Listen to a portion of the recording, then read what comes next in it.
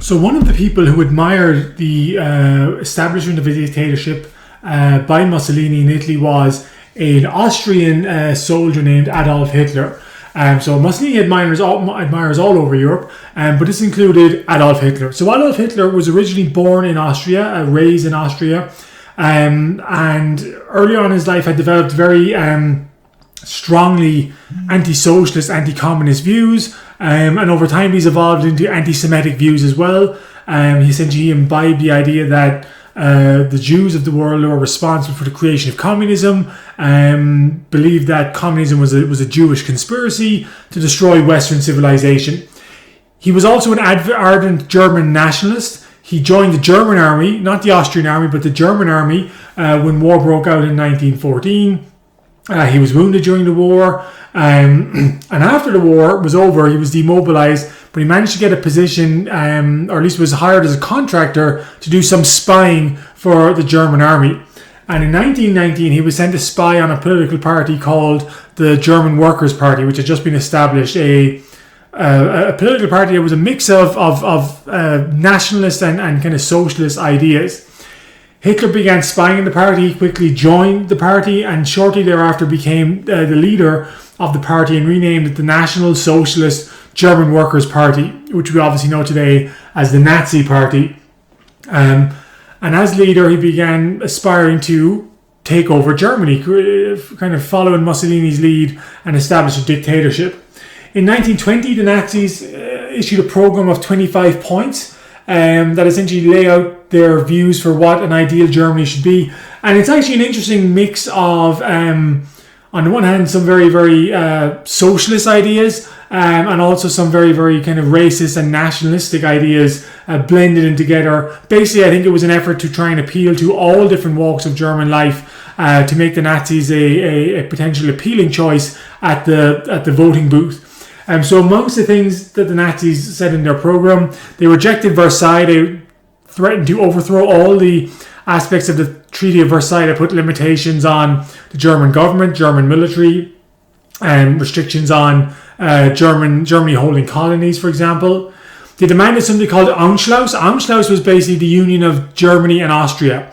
After the First World War, the Austrian Empire broke up. The German-speaking part of Austria became its own country, Austria.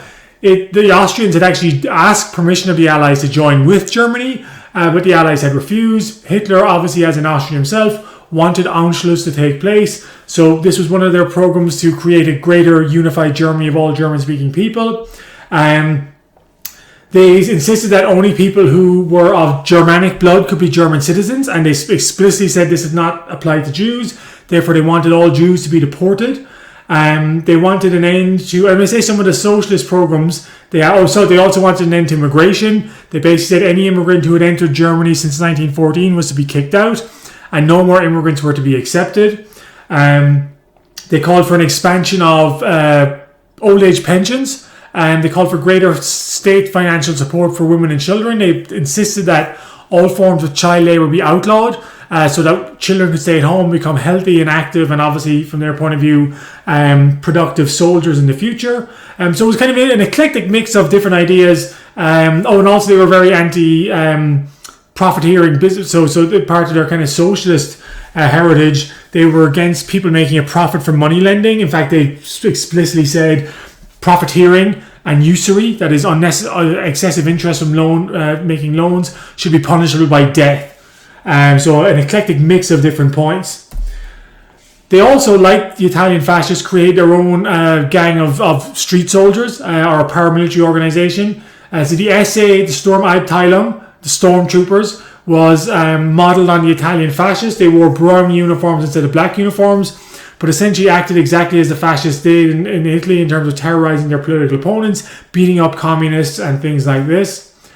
And in 1923, in fact, in the one-year anniversary of Mussolini's seizure of power in Italy, Hitler attempted the same thing in Germany, attempted what's called the Beer Hall Putsch, which was staging a revolution in Munich to try and take over the state government. It was quickly put down. Hitler was put on trial. He was sentenced to 5 years in prison, and was released after 1 year. And a lot of people justly have taken this as evidence that there was a lot of sympathy for Hitler's ideas apart within the German state. I I mean, this guy literally attempted a revolution, attempted to overthrow the state, and he spent 1 year in prison, which I think speaks volumes of the extent to which there was some tacit support of Hitler's ideas within the authority figures of the German state.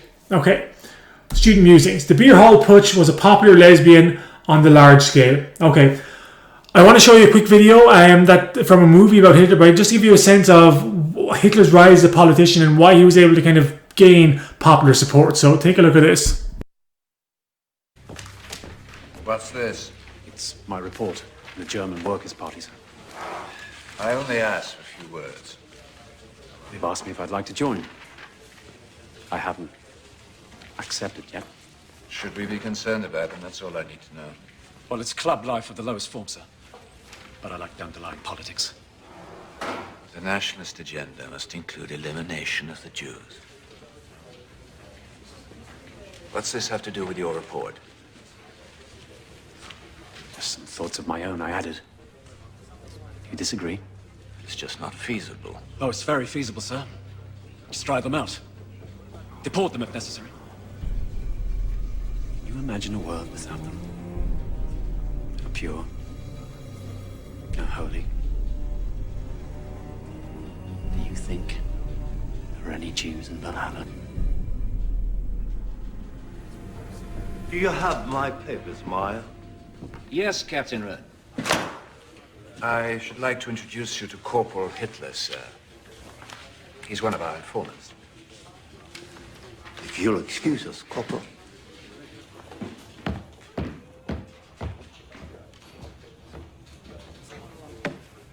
He's an odd one, isn't he? It is my pleasure to introduce to you our guest speaker for this evening.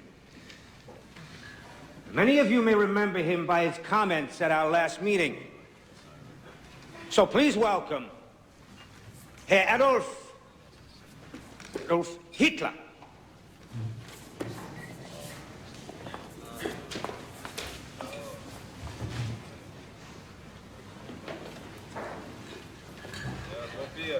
When I was a boy, I heard the story. Louder.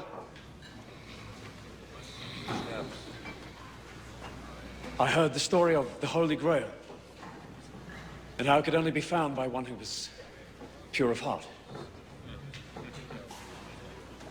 Indeed, we have a history of purity in this country, but we have fallen on hard times. Our military is in tatters, our economy collapsing. But it's not poverty or weakness that's our problem.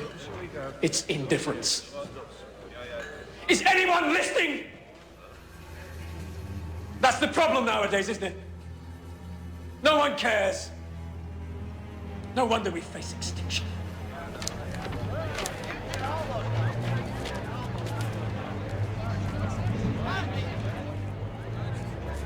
Pride. Pride is a weapon. A sword to be used against our enemies. But don't be deceived. They are strong.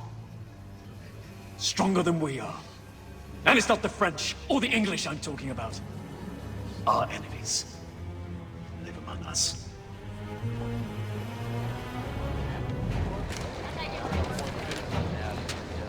Socialists, communists, the foreign invaders who come to our country to destroy us and take over our lives.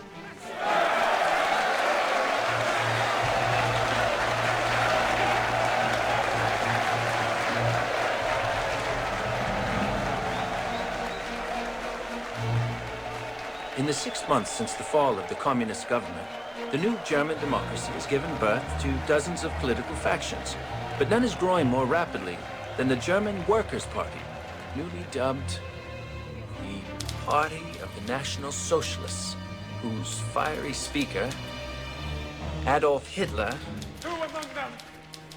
preaches against the influence of foreign invaders. Who alone are responsible for the moral decadence that now riddles our society? The Jews! The Jews! Yes! Who call themselves German, but who are now, and who have always been, unwelcome, unwanted, and they are everywhere!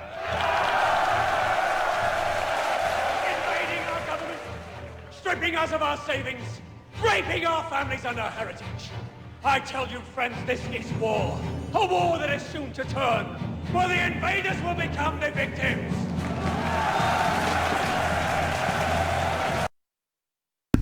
Okay, so you see in that video just an idea of why Hitler was able to rise or become a political figure in Germany. He obviously placed a strong emphasis on the Jews as the enemies of Germany. I'm going to talk about that more in detail when we talk in our lecture on the Holocaust. So for the rest of this class, I'm going to focus more on Hitler's efforts to create a dictatorship. The Jewish question we're going to look at separately when we discuss the Holocaust next week. So, how did Hitler actually come to power? That's the question we're going to focus on. Well, after 1918, Germany became a liberal democratic government, what we call the Weimar Republic. The Weimar Republic, Weimar basically was a city in the center of Germany. It became the new capital of Germany. As a way, Germany was actually trying to break the connections with the old military-style Prussian monarchy that had ruled Germany in the first 40 years of its existence. However, the Weimar Republic was a lot like the Italian democratic state in that it was quite weak, had lots of political parties, very little kind of cohesion or strong center of government that could actually make effective decisions for dealing with the many, many problems Germany faced after the First World War.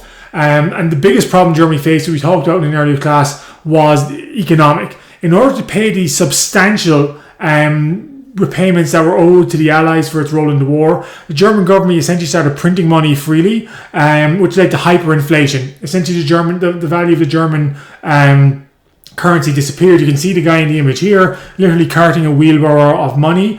I think the figure I gave you guys was in 1914, the German mark was worth, or an American dollar was worth 4 German marks. By 1923, it was worth 4 trillion, and it cost 200 billion marks to buy a loaf of bread. So the economy was destroyed. And of course, if you were a saver, if you had your life savings in marks, they were obviously wiped out. So the German economy was in chaos.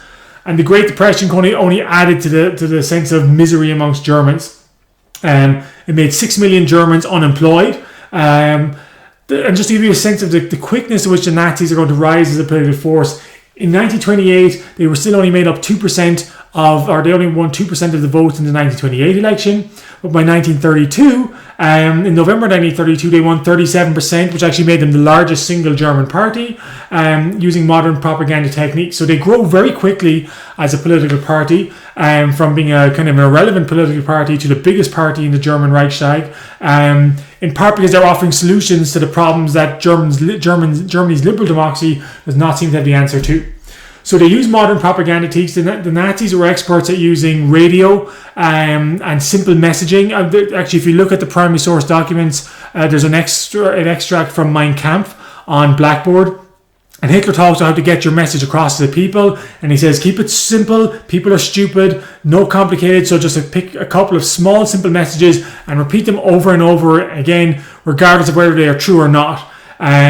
So in some ways, the Nazis borrowed from advertising as well. The techniques advertisers used to sell their products, the Nazis borrowed. They also portrayed themselves as modern, young, vibrant. Hitler ran for the presidency of Germany in 1932, which he didn't win. But his campaign, he flew around Germany in an airplane, which seemed to make the Nazis more connected to modern contemporary society. In the same way that modern politicians try to use social media, the Nazis were the first to make use of airplane transport as a way of making themselves look new, cutting edge and modern. Who supported the Nazis? A variety of different groups. Young people in particular who couldn't get jobs found the Nazis appealing, especially their efforts to portray themselves as a vibrant young party. A lot of industrial workers especially workers who were afraid of communism, were impressed with the Nazis, and big businesses also, again for the same anti-communist reasons, were attracted to the Nazis as well. In 1932, I mentioned the Nazis had become the largest political party. German conservatives decided to offer Hitler the job of Chancellor or Prime Minister in January 1933 because they believed they could control him. So that's how the Nazis came to power. Hitler was introduced as Chancellor in January 1933. German conservatives believed they could control him. They were very quickly to find out they could not.